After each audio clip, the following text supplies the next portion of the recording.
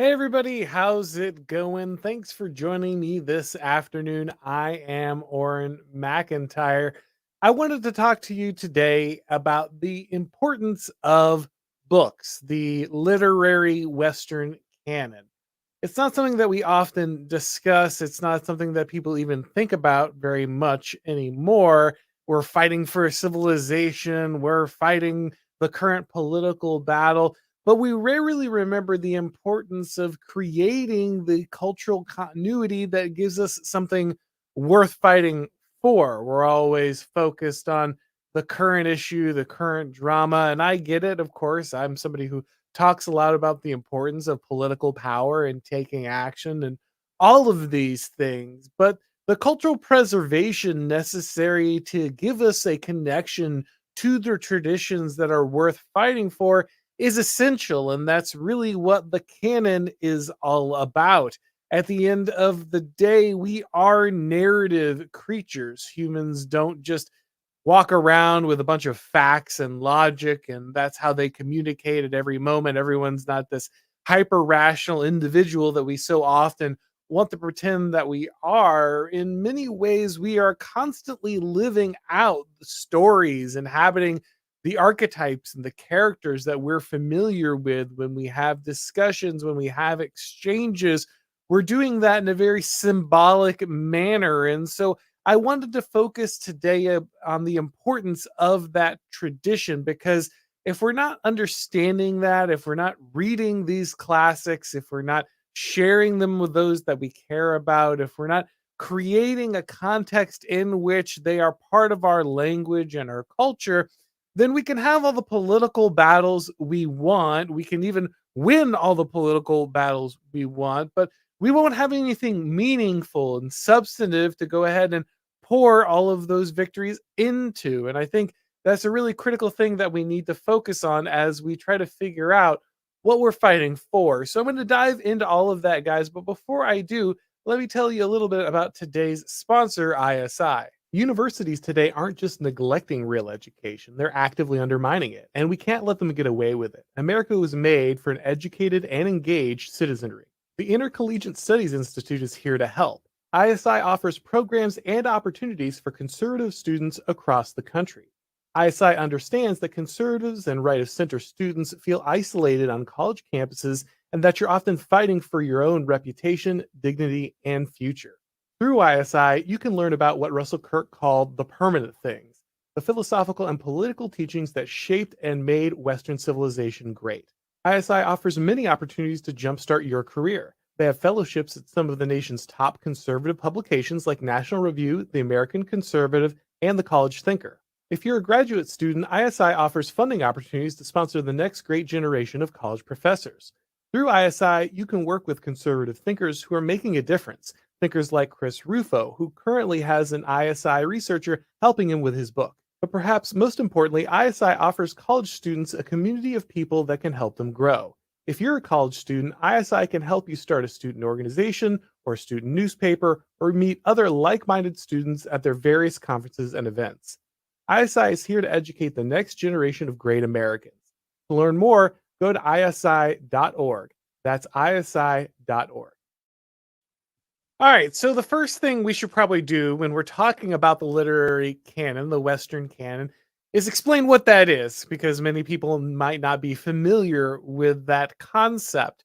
So, every culture is going to have a set of stories, a set of books that form the foundation of who they are as a people.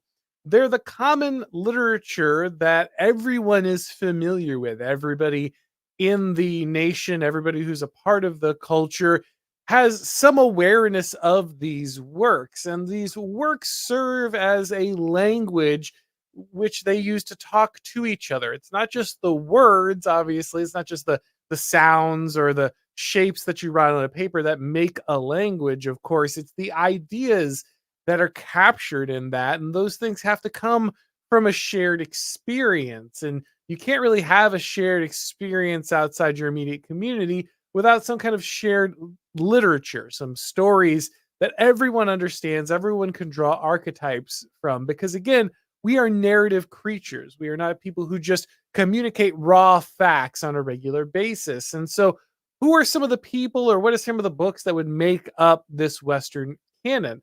Well, I think we can go all the way back to the works of maybe the ancient Greeks. We can look at things like the works of Homer, the Iliad, and the Odyssey, Plato and Aristotle.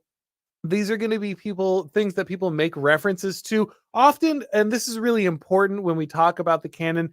Often people are making references to these things even when they don't know this about themselves. They don't understand. They might say something about a cyclops or the sirens. They might say something about the Achilles or these kind of things.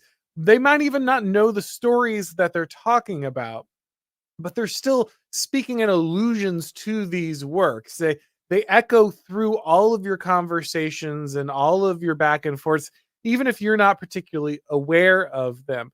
Of course, I think the core book that's going to be key to the Western canon will be the King James Bible. Now, other translations of the Bible, I'm not saying that they're not valid or they don't have value. I'm not saying that the King James translation is the most faithful in every single situation. But the King James Bible is the one that all of these other classic works pull from. So it's kind of the bedrock of the canon. When we talk about the works of Shakespeare or Milton or Dante, who are all going to be part of the canon as well, they are themselves completely unable to be understood without the context of the Bible, very specifically the King James Bible. This is actually a huge problem now when you try to teach these works. As someone who was a teacher, I'm very familiar with this. When you try to teach these common concepts, these cultural concepts to children today, they can't grasp these works because they don't know the foundation of the works. They can't grasp Shakespeare not just because they have a difficult time reading something of that complexity, but because they don't have the biblical references that are constantly made by Shakespeare throughout his work. They don't even know often the stories of David and Goliath, or the birth of Jesus, much less more kind of more in-depth references, something to, I don't know, uh, uh, you know Daniel, or they don't know Daniel in the lion's den. Like, they don't know a lot of these basic stories that you think you could easily, Jonah, you could just make allusions to Moses. You assume that people just understand these things, but if you're not familiar with the biblical text, then you're not going to be able to draw on it when those things are put into, say, something like Shakespeare. And again, I'm sorry, the language of the King James Bible is echoed through all of those things. So the specific scriptural references that are echoed over and over again in those works are going to be very specifically the King James Bible. Though again, that doesn't mean it's the one I prefer to read, but that doesn't mean that there aren't other translations that are valuable. It just means that is the one that was the core text for so many other great works that are critical to the canon. Again, like I said, you're also going to want to look at Shakespeare. You're going to want to look at Dante. Obviously, Milton and Paradise Lost are going to be critical. Guys like Dickens, Mark Twain, Alexander Dumas, all of these are going to be absolutely critical to the canon. And again, this creates this shared language when people make a reference to the white whale in Moby Dick, or they make a reference to something that takes place in a Dickensian novel, or the painting of the fence in Tom Sawyer. Like, these are all references that, even if as a child, right, I would watch a Bugs Bunny cartoon, I would watch a Looney Tunes cartoon, and he would make the speech from Julius Caesar about, lend me your ears, fellow Romans. And I didn't know that's where that was from. I was completely unfamiliar with the play Julius Caesar. I hadn't read any Shakespeare at age 8. Bugs Bunny is sitting there in a toga holding an ear of corn. Lend me your ears, right? I didn't get that joke other than Bugs Bunny just looked funny. But later on, when I, of course, became aware of these things and eventually read that work, it was a completion of my culture, right? Even though this is just a silly kids cartoon, the fact that it alluded back to far more serious and important works that had a great cultural impact, meant that there's a wholeness that you find when you work your way through your life, because the canon has woven its way through everything that you consume, from the smallest thing given to a child to amuse them, all the way up to rich works that inform the human condition. All of them are making a constant call back to these things. Now, you notice that some of those works go all the way back to the Greeks. Some of them are part of a medieval tradition. They could work their way up to Elizabethan England. And of course, over time, this means that your canon is going to expand. To be clear, the canon isn't just some constant fixed thing. It's not just this set of books that you absolutely have to have read all the time, and there's never anything that gets added. Over time, you have to go ahead and start putting things in there. I mean, at some point, you think that somebody like Tolkien will probably become part of the canon due to the massive work impact of his literary work. It probably is a little too early for that yet, but I would say he's a really good candidate down the road to be added. And at some point, some of this could start falling away. You look at maybe something like Chaucer, Canterbury Tales, probably doesn't have the cultural impact and relevance to at this point that it used to have. So it's not like there has to be a static version of the canon. Any good tradition is ultimately a living tradition, and things can and must be added to the canon over time once you recognize their impact. Also, it's important to realize that the canon is not something to necessarily always be completed. Let's be really honest. The average person is not going to read every work of classic literature. That's just not a reasonable thing to expect the average person to do. The point of the canon isn't to create this definitive body that every single person has to read at any given moment. The point of it is to recognize a central core of texts that inform the way that we talk to each other. And this is really important because, again, I worked as a teacher, and unfortunately, I worked in some areas where the population was very new, heavily immigrant. Many of the children are entirely unconnected to kind of the traditions that are core to the Western idea. And especially a lot of them were unchurched. They were completely unfamiliar with the Bible, completely unfamiliar with all references to Christianity. I know a lot of people think that we need to go to Africa. We got to send, and look, of course, there's always going to be missionaries. The Bible is clear that there should be, but a lot of people are really focused on sending, their church members half a world away and sending all of their money and attention and prayer to people, many, many, many countries removed from them. Why the kid down their street has no clue about Jesus, has no idea, who any of the people in the Bible are, could not could not understand allusions to any of the events in there. Now, I'm a Christian, and I think that that's a horrific thing, just because everyone should come to Christ. Christ is King, Christ is Lord, He's the Savior. It will change your life, and you should do that.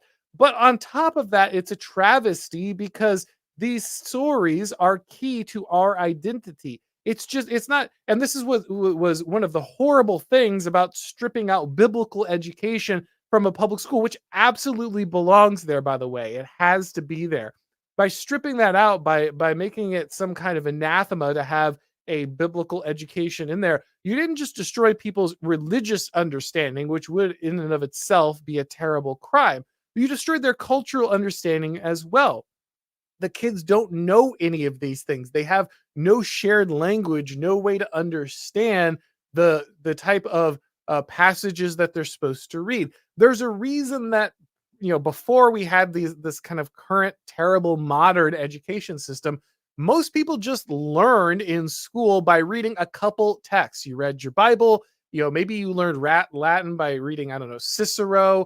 There are only a few. There's a handful of books that everyone read, and that's how you learned things. And the fact that everyone had to learn them, you weren't trying to read passages from every culture across the world. You weren't trying to make sure that you had a representation of, I don't know, two-spirit, transsexual Eskimo, literature, but that there was a core understanding of certain books meant that you could actually build a culture together. There was something for people to assimilate to. And to be really clear, that's why there's been this hostile attack on dead white men and their literature, is that was actually an attack not just on those people, though it absolutely is, but it was also attack on the culture that was attached to them. These activists are not stupid. They understand that if they can strip out those core shared texts, get rid of that canon, they can destroy the culture that is attached to it. And so while you're reading these little excerpts from, I don't know, every single tiny minority community across the United States that have no connection to each other, no through line, no connection to the history of the actual United States, you end up in this situation where no one can speak a common language because, again, we are narrative creatures and we embody archetypes. You are not just yourself. You're not just this, completely autonomous, irrational individual making your personality up as you go. You are actually a nested set of archetypes, things you have absorbed, ways of being, patterns of behavior, stories that you have learned. And those things are things that you inhabit. When something happens to you and you know you're supposed to be sad, or you know you're supposed to be angry, or you know you're supposed to be compassionate, the things that you do in response are not just natural patterns of behavior for you, though sometimes they are. They're also patterns that you recognize from the stories that you have absorbed.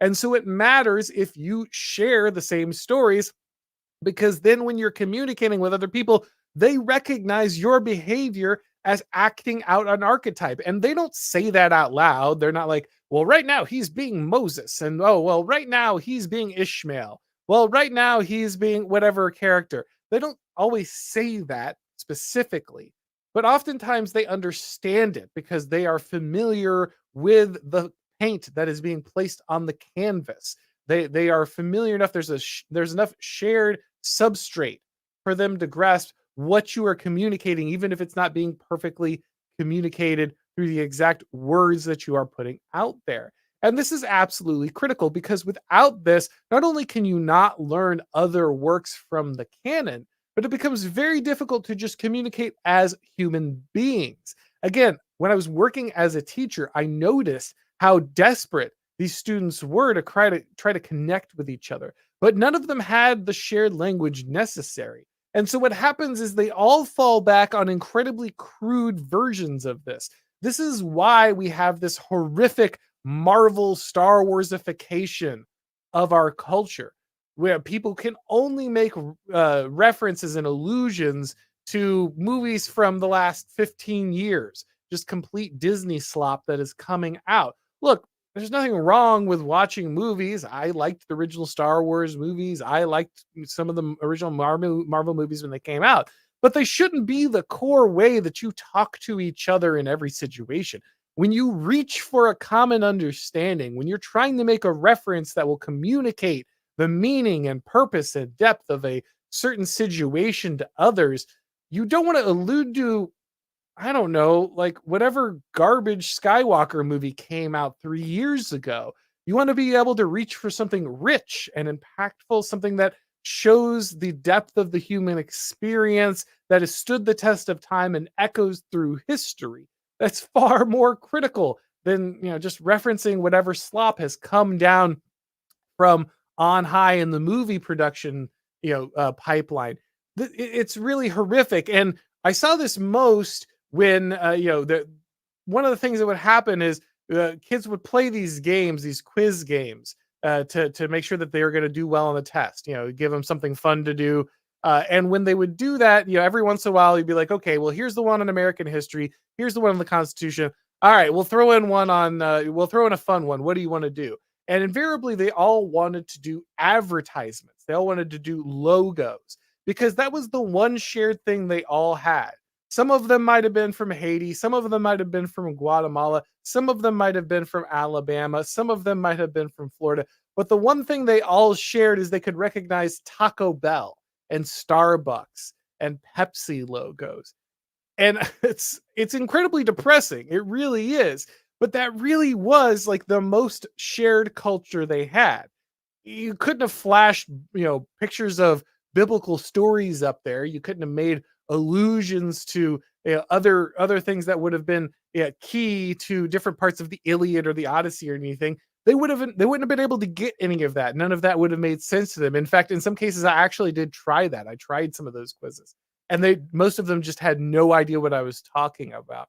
At one point, I actually had a kid ask me what the word moral meant. I want you to understand, I wasn't teaching an 8-year-old or a 5-year-old.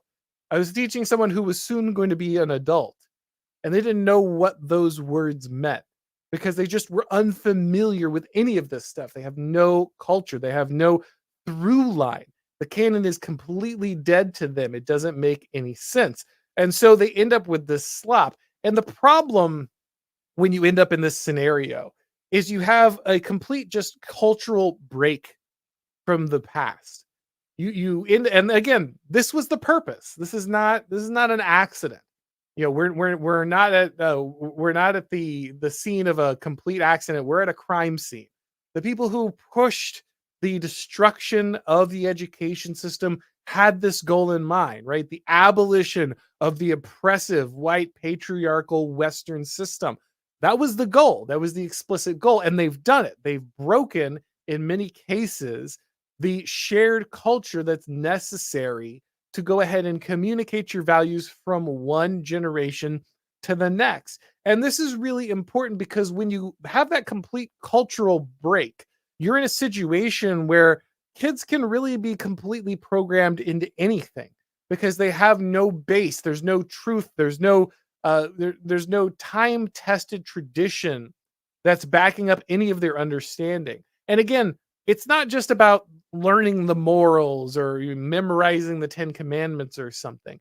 It's about the fact that when you don't have stories that you share that are time tested and feature archetypes that echo through history, you don't have a definition of your role in the world. What does a man look like? What does a woman look like? What does a healthy marriage look like? What does having children look like? What does it mean to be a father, a mother? What does it mean to be a good son or daughter? How should I contribute to my community? What does a meaningful life look like? What's an ethical way to earn money? How should I contribute to my society once I have some of that money? These are all things that you completely don't understand because you don't have any moral ground. Oh, I shouldn't act like Ebenezer Scrooge. Dickens is showing me what a healthy person looks like after Scrooge goes through this shift, right? Those are things that matter. They help people understand the world about them and how they should fit into it. And when you don't have that, when your country just becomes this complete, disembodied economic zone with no real way to understand each other, you end up in a very dangerous scenario. And it becomes very hard to build again because the canon, again, has to be alive. It has to be something that we're tied together on a regular basis. And if you have that break, then there's no way to create that cultural continuity. Deconstruction has become really our only connection to the canon at this point, right? Nobody can just put on a Shakespeare production. I went to London with my wife a couple of years ago, and we wanted to go to the Globe Theater to watch Shakespeare because it's the Globe Theater and Shakespeare, and it's a huge part of history. But you can't go to the Globe Theater and just watch a Shakespeare production anymore. They're all the radically woke deconstructions and reconstructions of Shakespeare. They won't just Shakespeare is boring, right? Everybody knows it, except actually no one knows it anymore. That's the problem. But everyone assumes that it's boring. Everybody assumes it's passe. It's already been done 1,000 times because they've lost the importance of tradition and iterating on things over and over and over again. Yes, the stories of the Bible have been told 1,000 times. Yes, the stories of Shakespeare have been told 1,000 times. The plays have been performed. You know what? You need to perform them 1,000 more. You need to tell them 1,000 more. You do that for a reason. It's not all about novelty. It's not all about being entertained.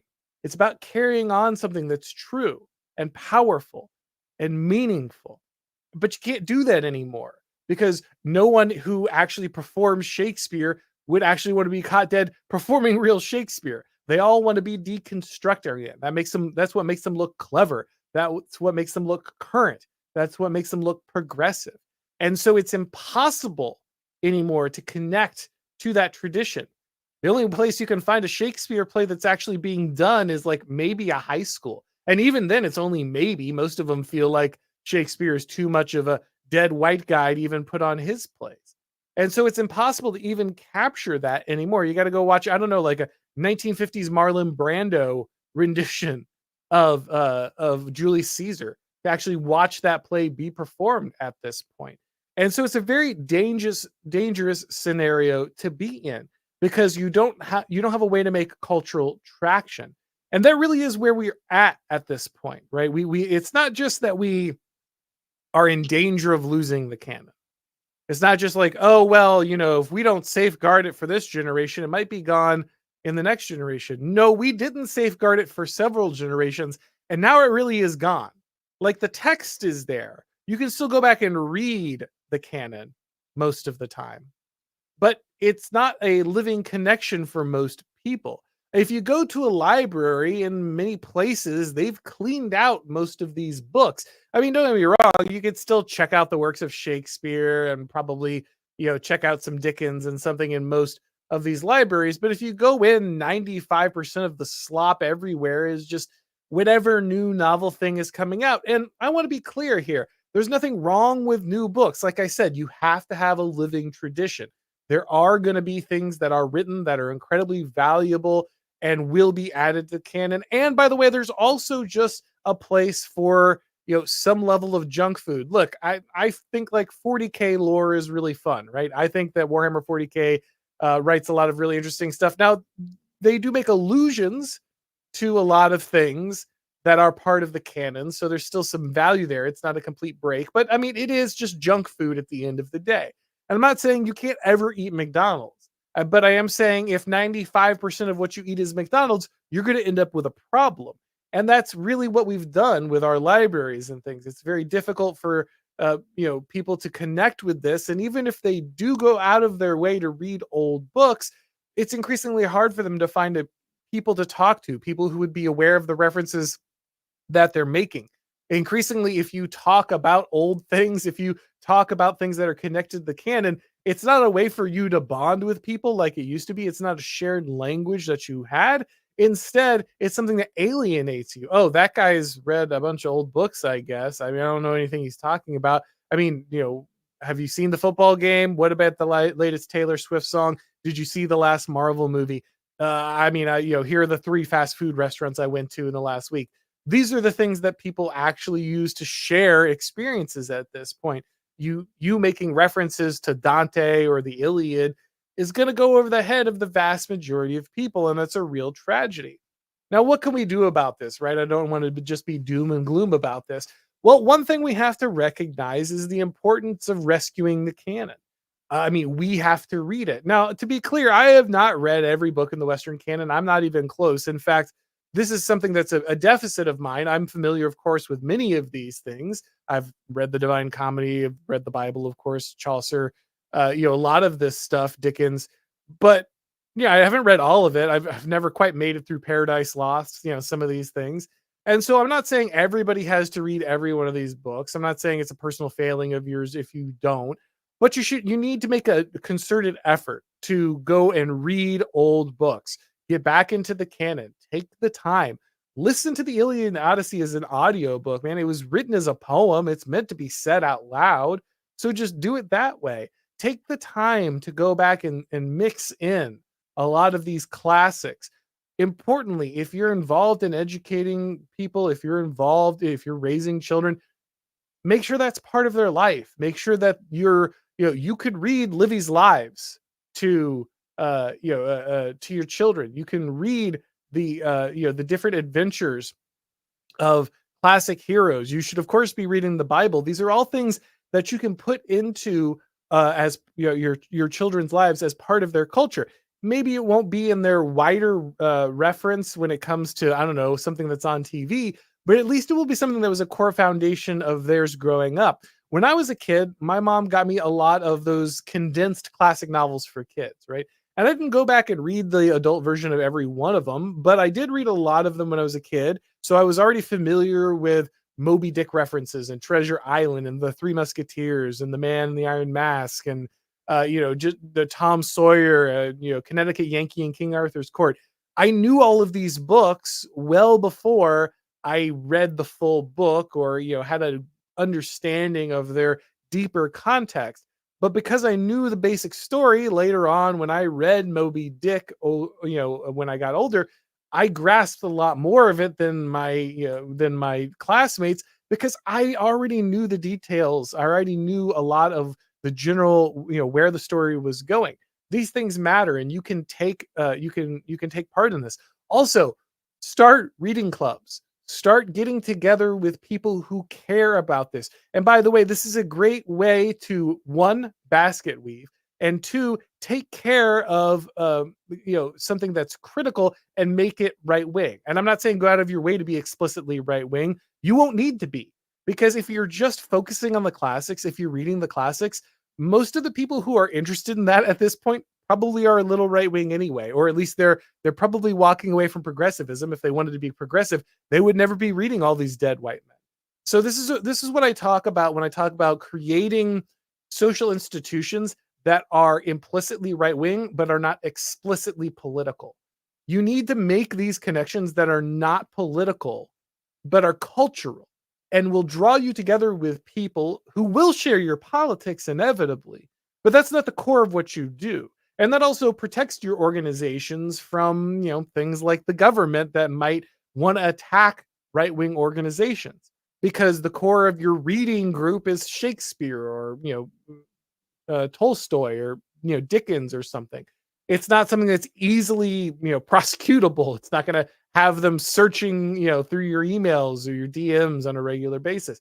These are things that you can do that build culture, that draw like-minded people together, that further your traditions, and also set you up to be culturally influential, because you're going to have access to a depth of rich culture that other people simply don't have. And that's going to stand out. Yeah, it might not help you at your current corporate job, but at some point, we're going to see a revival of right wing or conservative or neo traditional, I guess, whatever, however you want to say this. We're going to see a resurgence of this cultural force. It's already occurring. The left are completely culturally bankrupt. They can't make anything interesting. Everything the left is making is completely gross and tired. It has all the excitement of an after school special in the 80s. Okay. And that doesn't mean that the right is making great art at the moment. They're not. I mean, there are some examples, but it's still very mired in kind of production values and other issues at the moment. However, it's increasingly just better than anything that the left is putting out. I mean, I'll say this, The Chosen, not all of its production values are going to blow you away. Sometimes not even all of its writing is going to blow you away, but just the fact that it's like it's an interesting way to tell biblical stories actually does set it apart and make it better than a lot of what's on streaming services today. And that's one of the reasons that it is a success. And I think you're going to see more and more of this, and it's going to be more interesting. It's not just going to be, direct iterations on Bible stories, though it will make allusions to those things. Of course, it has to in order to be referencing the Western canon. But I think if you are involved in these groups, you will be the kind of people who will be drawn upon to do this kind of stuff. You'll be inspired to make these kinds of things. So I think there is important work to be done. We can shelter these works. We can nurture this culture. We can cultivate and bring back, and not just bring, but revivify. We're not just returning to reading Shakespeare or something like that, but we're returning to a place where we have immersed ourselves deeply enough in the canon to once again have a rich ground from which to draw and create things. One of the reasons the left is so bankrupt is they're just deconstructing the last little bits, picking the last little bits of meat off the bones of Western civilization. They can't make good culture anymore because there's nothing left for them to draw on. They've deconstructed and destroyed all of it. But you can have that. They don't want it. They've discarded all of it. They've made it forbidden to look at what the white men wrote, right? They've made it culturally toxic to be familiar even with the works of these dead white men. But you can be countercultural just by investing in that culture, just by looking back into the past and saying, these are the deep, rich cultural works that inform my ancestors, that were created by my ancestors and informed everything that I grew up with, and they will inform what my children grow up with. And that's how you change things. Now, I'm not saying everything is bottom up. You know that I'm an elite theory guy. So I'm not just saying, oh, well, if every one of us does this, though, to be clear, every one of us should do this. But it's not just about every one of us, doing this by ourselves alone or, from the bottom up.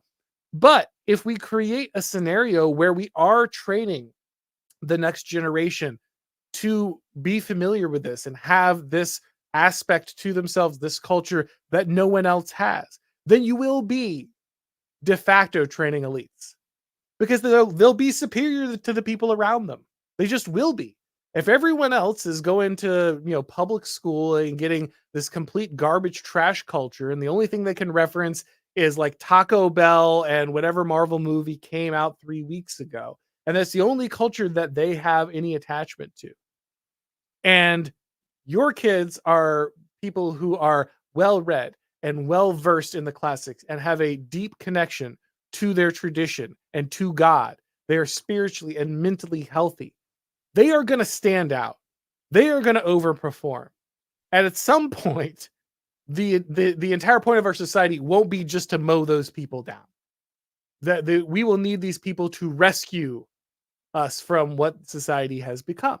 And so it's critical that you create the culture now, that you inculcate the virtue now, that you create that deep and important well that your next generation can immerse themselves in, so that when they rise up and take their place as those who influence the culture and build great things, they will have the necessary connection to the past.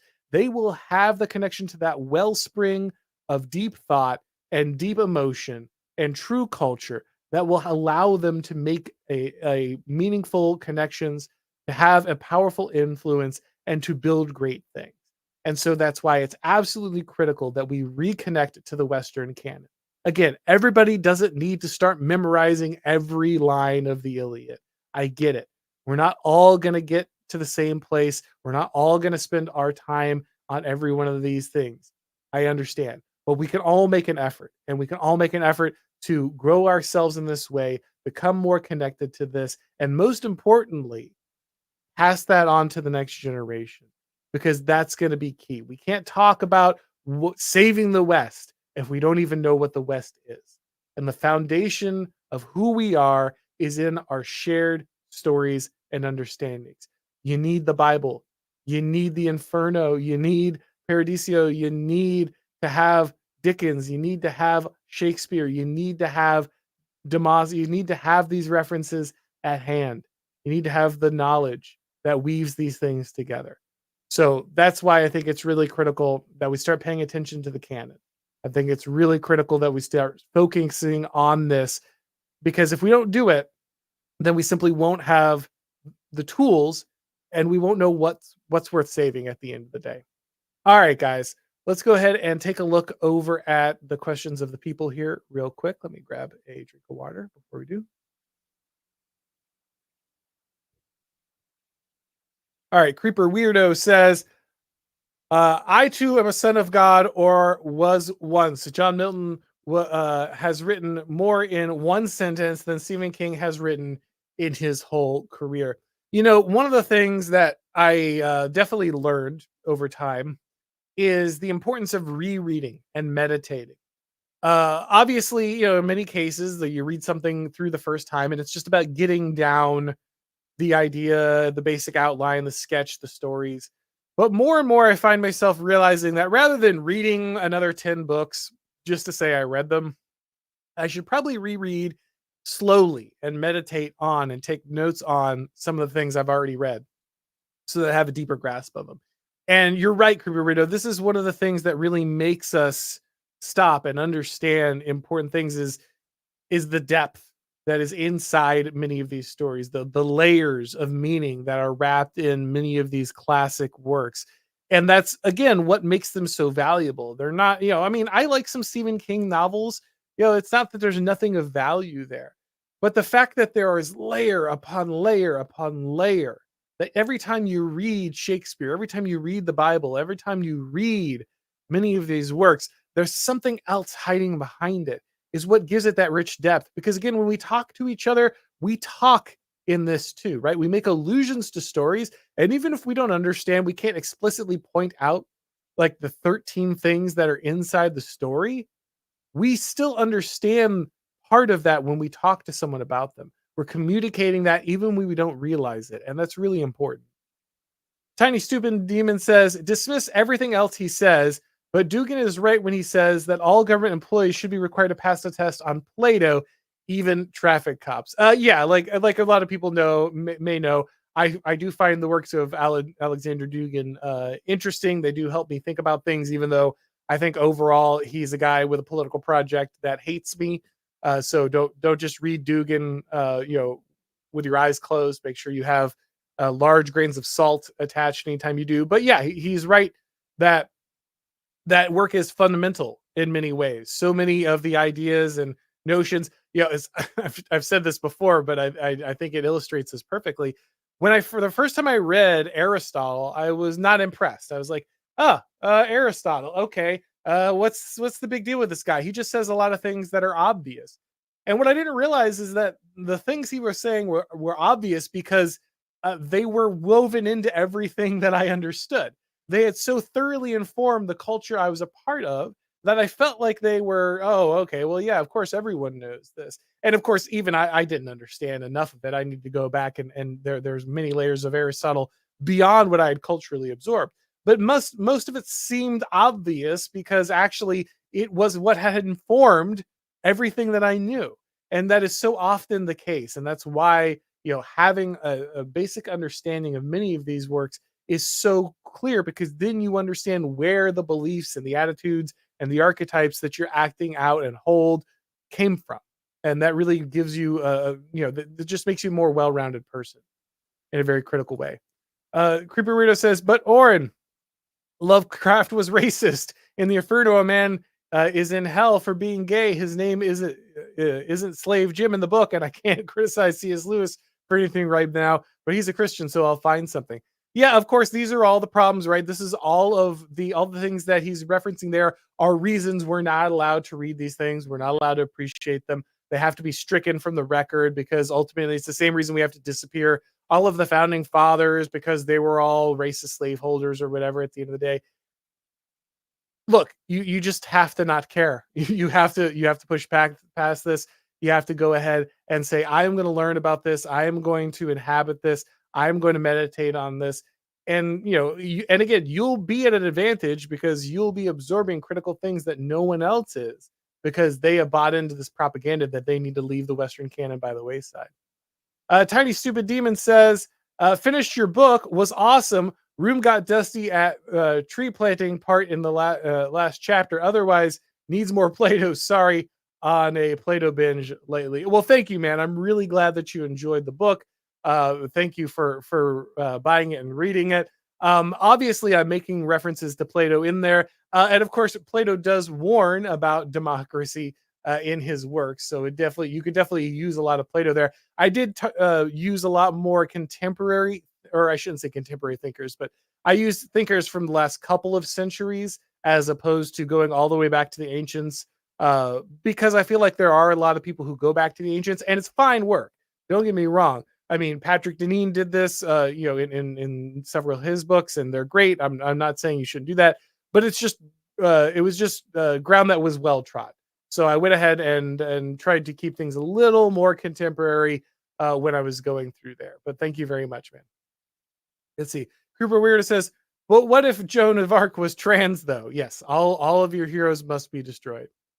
Creepy Weird also says, are you saying that you don't like Velma, Oren? I heard how terrible that is, but I don't have any other reference point for it. Like, I know they did this horribly woke Scooby-Doo, but I really don't know anything about it. Thankfully, oftentimes today, I'm very glad to just not know about the current controversy. I'm watching the Fallout series right now. I feel like it's not as bad as people made it out to be. It's not great. The plot is just paper thin. It really is something that's just for the fans. It's a lot of fan service, but I am a huge fan of Fallout. Is probably my favorite game of all time, and so I recognize everything and I love it. It's not as woke as people make it out to be. Don't get me wrong, it's woke. The main character being a woman is not as terrible as people make it out to be, because she's not perfect. She's actually like a real person. She's naive. She makes mistakes. She has to learn. She's often hurt or almost killed on a regular basis. She's not better at everything than everybody else. She's just a real person. Which I'm only halfway through, so maybe it gets much worse. But in general, I don't know all of the new shows. That's one of the few updated ones I'm familiar with. Glow in the Dark says the antithesis of the deconstructionist is the revivalist, but building is always harder than destroying, so it takes time. That's absolutely true. A lot of people don't want to do it because it's harder. Also, a lot of people can't do it because, again, they've been told that they must distance themselves. They're not willing to engage with a lot of things that would allow them to revive this stuff, because it's all evil, it's all racist, it's all from this terrible past, and so they simply don't have the material to revive. And that's what I'm saying is I think it's important for us to go back and do this, because that will give you a distinct advantage. You will simply have connections and a depth to culture that other people don't have, and it will give you a distinct advantage in pretty much every way. Robert Winesfield here with just a super chat donation. Thank you very much, man. Really appreciate that. And let's see. Glow in the Dark says, have you ever read anything about the sophists? Kind of encouraging, because it seems history does rhyme. Sophists of Plato's time were the experts of their time, or so sources say. Yes, I mean, obviously, the idea that they would just speak to sound important. There's a lot of sound and fury signifying nothing. It is very clear that there's a lot of connection to what's happening today, and the fact that the experts of our time are losing their sway in a very similar manner is certainly a good thing. The fact that empty rhetoric itself, seems to be losing some of its power is really critical. Something like you said, you'd expect. It's a bit of a cyclical thing, but definitely an encouraging development to be sure. All right, guys. Well, we're going to go ahead and wrap this up. Thank you so much for coming by. Once again, of course, if you'd like to buy my new book, The Total State, just came out this week. You can do that on Amazon. And if you decide to do that, guys, go ahead and leave a rating and a review on that. It really helps with the book and everything. Of course, you can also get the book at local bookstores. You can get it at big box bookstores. It's everywhere. It's got a major distributor, major publisher. So you should be able to get it most places that you want to buy books. And I really appreciate that. Of course, if it's your first time on the channel, make sure you go ahead and subscribe, turn on the bell and the notification, everything, so you can catch these streams when they go live. If you'd like to go ahead and make sure that you can get these broadcasts as podcasts, make sure you subscribe to the Auron MacIntyre Show on your favorite podcast platforms. And when you do, leave those ratings and reviews. Again, the algorithm, it's always there. All right, guys. Thank you once again for coming by. And as always, I will talk to you next time.